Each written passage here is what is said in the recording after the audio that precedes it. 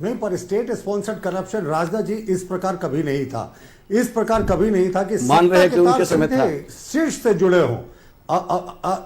देखिए, अब मुझे बीच में नहीं बोल कोई टोके। Amit Agrawal super chief minister के रूप में जाने जाते हैं, पर प्रतिनिधि विधायक जो पंकज मिश्रा है, आज भी विधायक प्रतिनिधि है, वो भी जेल के सलाखों के पीछे हैं जितने। और सबसे बड़ी बात, मुख्यमंत्री के हाउस गार्ड के AK-47 सत्ता के एक दलाल के घर बरामद हुए थे। रांची पुलिस ने आज तक उस पर ईडी के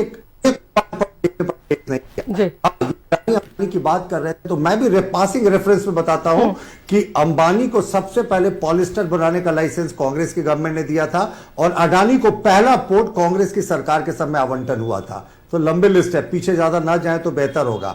हाँ, जहां तक अभी जो असुरक्षा की माहौल की बात है, तो राजनाथ जी 23 व्यवसायियों की हत्या हुई है पिछले 6 महीने में, और ऑन रिकॉर्ड में आपके चैनल में बता रहा हूं 9 व्यवसायियों ने पुलिस से सुरक्षा मांगी थी, लेकिन पुलिस उन्हें सुरक्षा नहीं देती।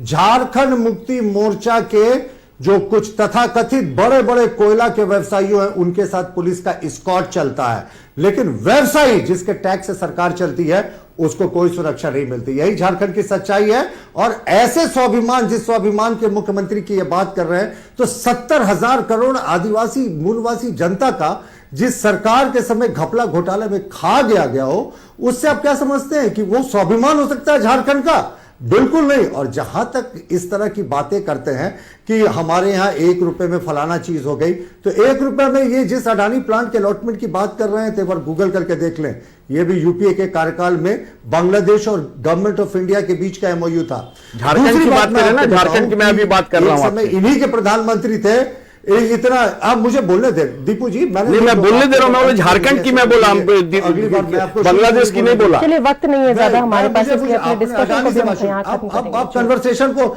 लंबा नहीं खींचे, मुझे समाप्त करने दें जी।